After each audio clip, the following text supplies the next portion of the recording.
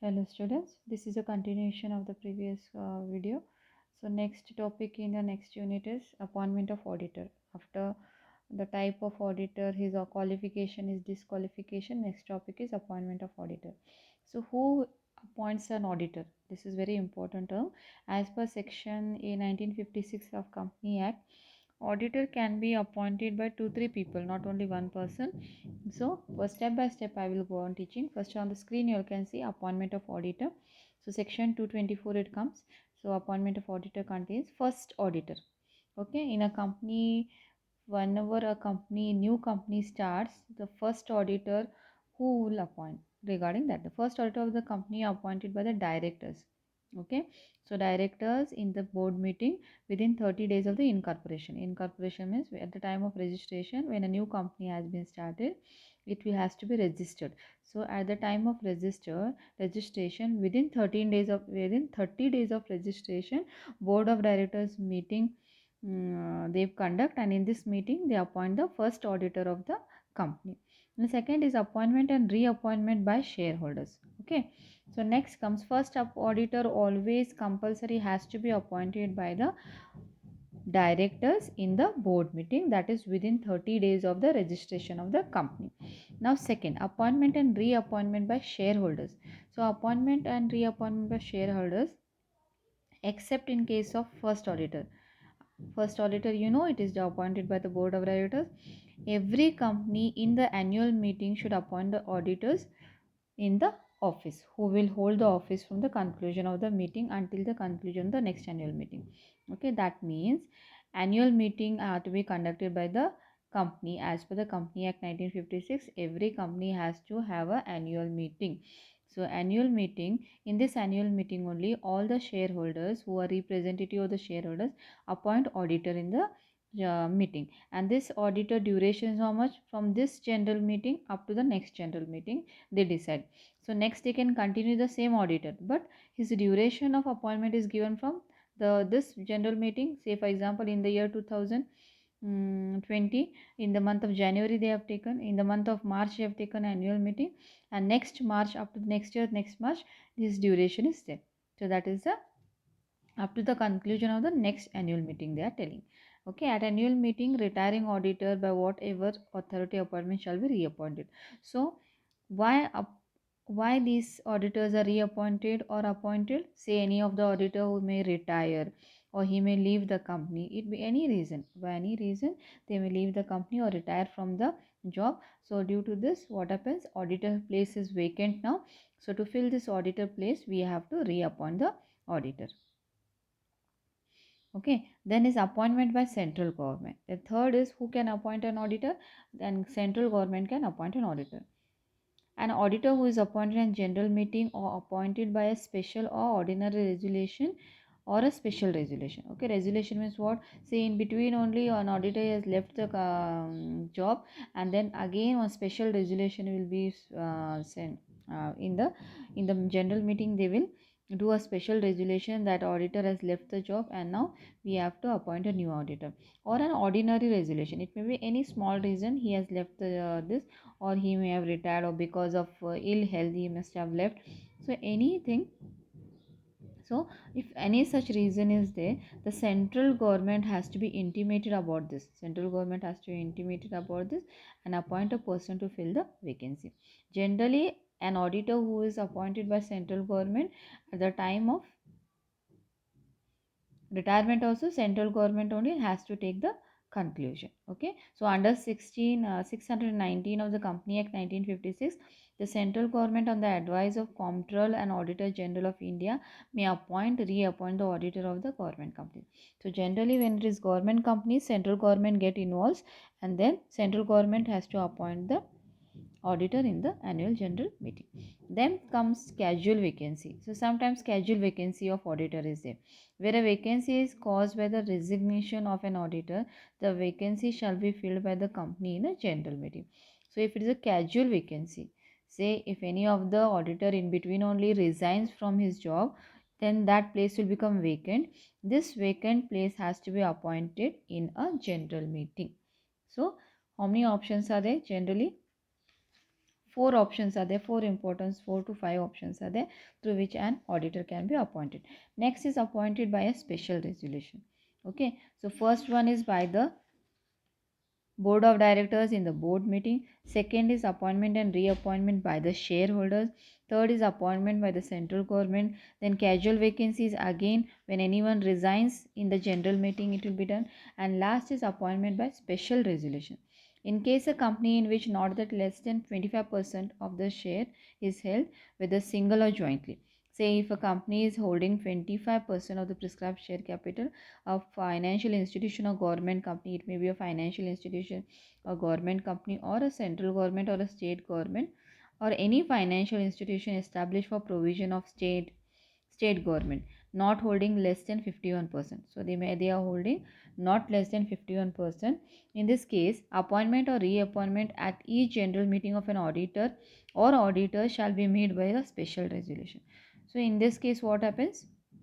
A special resolution is passed. A special, you can say, resolution means of special offer. A special presentation is passed, which has to be approved by 75% of the members, and then they can appoint or reappoint the auditors. Okay, so these are the method of appointing an auditor. And who appoints the auditor? Board of directors are having the authority, shareholders are having the authority, central government is having the authority. Then in the general meeting we can appoint the auditor, and by passing special resolution we can appoint the auditor. So these are the generally related to appointment of auditor. Next is removal of auditor. So who can remove auditor? So in common, if you speak in general, the person who has appointed the auditor, he only has to remove the auditor. So in order to provide check against the removal of independent and honest auditor, the Company Act prescribes strict rules in this regard. Removal before expiry of the term.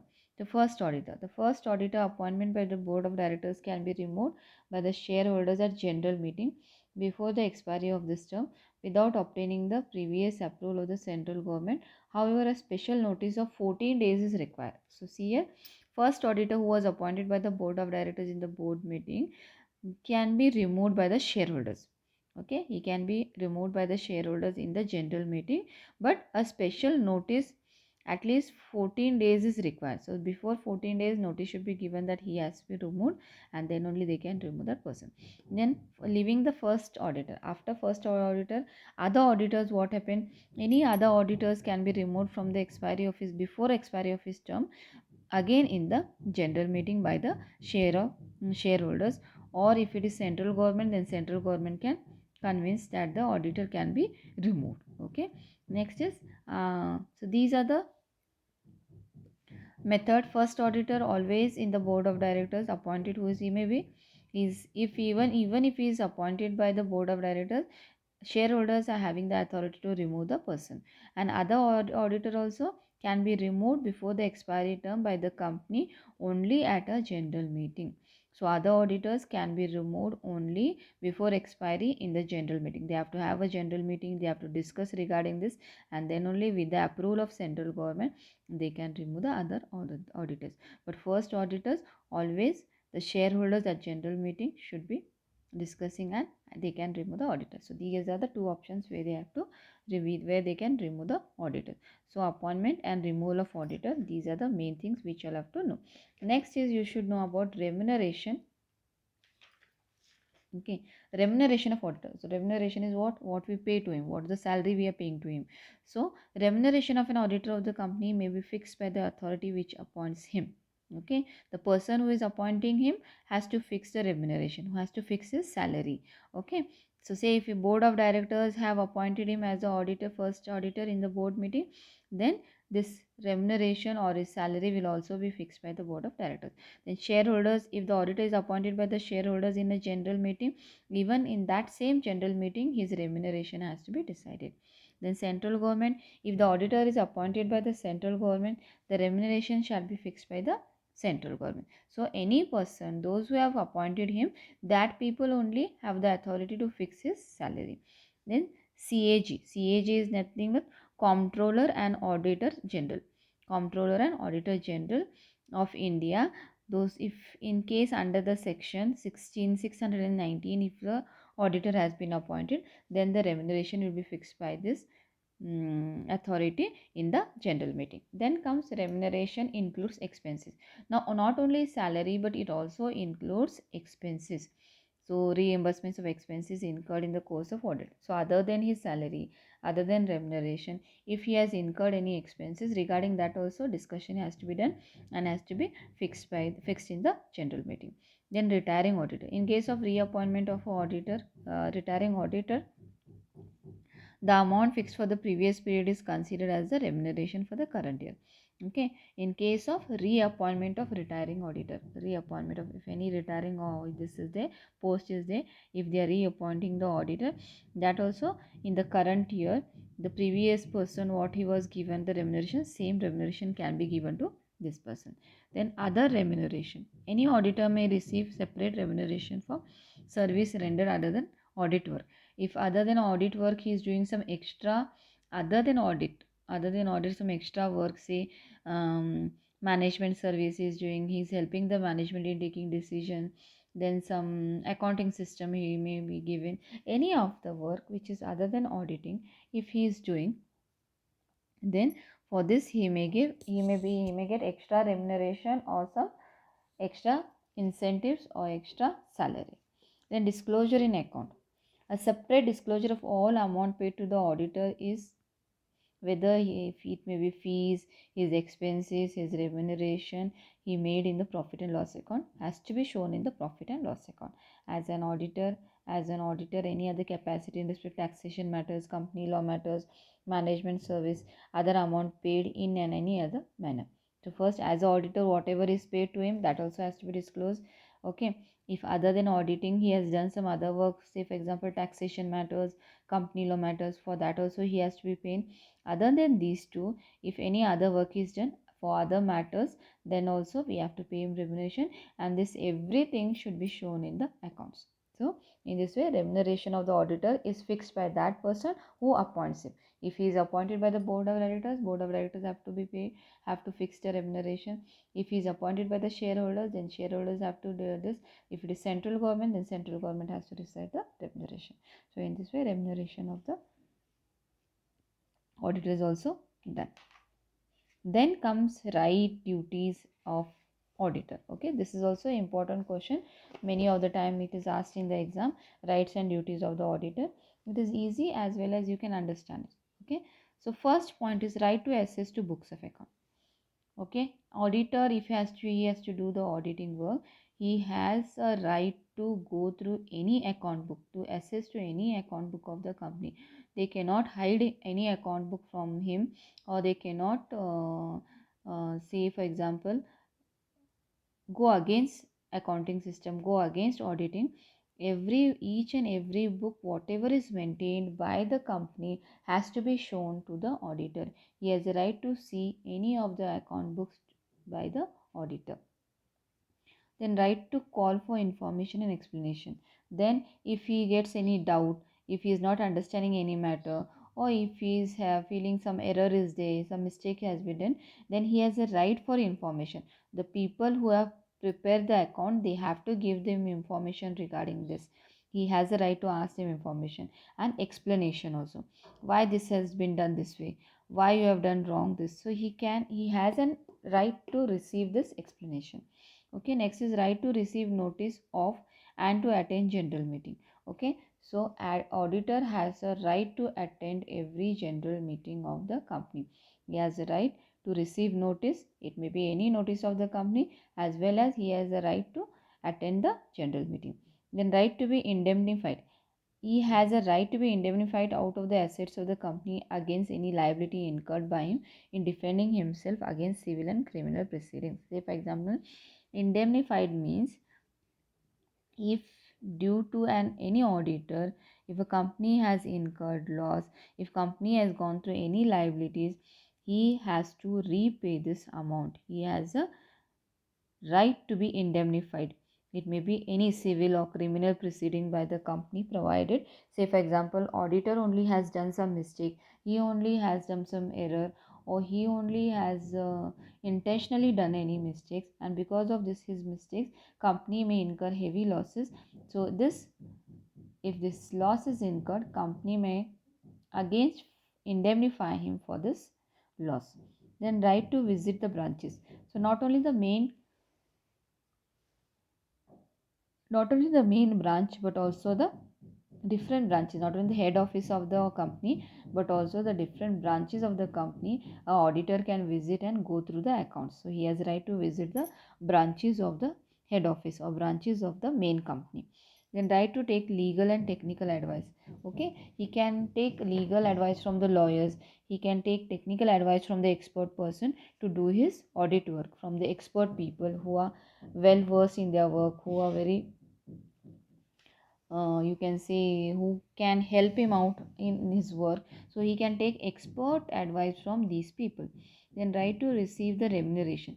So for the work what he has done, he has a right to receive salary, he has a right to receive income or right to receive remuneration.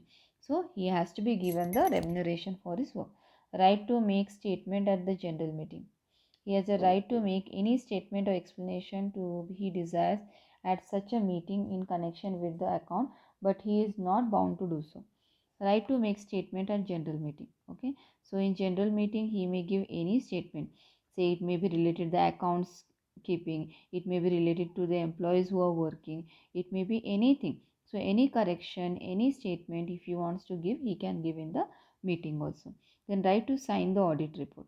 Only a person appointed as the auditor of the company or when a firm is appointed him, only a partner of the firm Practice India may sign the audit report. Okay, when an auditor is appointed by a company, then only he has a right to sign the audit report. Okay, so these are his rights. Now let us speak about duties. So rights are different and duties are different. So duty to report. Okay, what to report? Auditor, whether or not he obtains all the information, whether the balance sheet is correct or no, whether the profit and loss which is going through is true or no, whether the loan made by the company and advances are sufficient security with sufficient security or no, whether these loans are reasonable terms. Everything about the company he has a right to report. If they have not maintained proper balance sheet, then he has right to report that this company is not maintaining proper balance sheet and they have to maintain a proper balance sheet. Say if they are not maintaining any flow chart, any inflows and outflow statement, then also this auditor has a right to inform them that you'll have to maintain a proper accounts or proper statement. Then duty to assign investigators. Say for example, if he doubts anyone that this person is doing some mistake, this person is doing some fraud, then what happens, he has a right to do investigation also, assist in investigation. Say if any investigator they have been appointed in the company, then he has a right to assist him, he can assist him, he can give all the information to the investor. Then duty to certify the statutory report. So duty to certify the statutory report means in every company report has to be prepared, and this report can be prepared as a statutory report. The auditor has to certify the correctness of the statutory report. Say for example, the number of shares which have been allotted by the company, whether against cash or consideration, in total amount of cash received by the company in respect of all shares, all this cash related statement he can certify this also. Next is duty to certify profit and loss account in the prospectus. If any existing company issues prospectus, so prospectus you all know, say for example when you are taking admission in a college, along with application form one book is given, small books on which college photo is there, subject information is there, management information there, that book is called as prospectus. So whenever in company also when we are issuing shares, along with shares prospectus is given, and in this prospectus everything is printed, income balance sheet is printed, then profit and loss account is printed, everything of the company is printed in this prospectus. So to certify, so he can certify this prospectus also. Say existing company prospectus, it he can year wise he can go through, or 5 year wise he can go through, such a statement can be certified by the auditor. Next, other than this duties, what are his duties? First is he should adopt four means over the shareholders to get them self appointed as an auditor. Maintain his office at two places in default. So, as an auditor, he should maintain his office. Then, an auditor should inform the shareholders about the violation. Say, if anything is going wrong, if anyone is doing fraud in the company, about this he has a right. it is his duty to inform the shareholders. Then it is duty of an auditor not to practice as an auditor unless he is a member of institute. Okay, he has to be a member of a special institute, then only he will be appointed as an auditor. Then it is duty to tell him that he is a member. If he is not the member also, he has to tell. Then it is duty of the auditor to bring bear on the work. So work, whether it is taken care, work is been done properly, whether it is performing properly, whether it is performing skillfully, carefully, everything it is his duty to inform the shareholders. So while auditing the accounts of the company also, it becomes a duty of the auditor to see that everything are examined properly with a deed, with a, you can say, a trust. You should have a trust on all the accounting system. It is a duty of an auditor that he should verify investment himself while clarifying such investment. Okay, so it is duty of the auditor that he should verify investment himself while certifying such investment. So if any investment related things are which has to be audited, he has to do the auditing. So this is relating the duties and rights of the auditor. So notes I'll be sending in the sending along with this video. So just go through and you can write down the notes. In the next class I'll be telling you all regarding liabilities of auditor.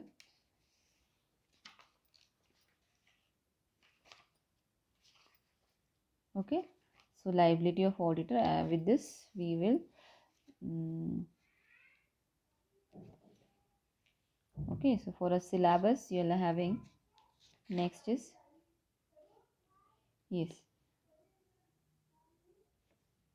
so with this we have almost done with the rights, duties and duties, appointment, reappointment of the auditor.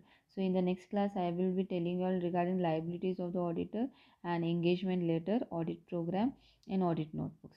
Okay, so thank you. So along with this video I'll be sending the notes also, so you go through the notes also. Thank you, students.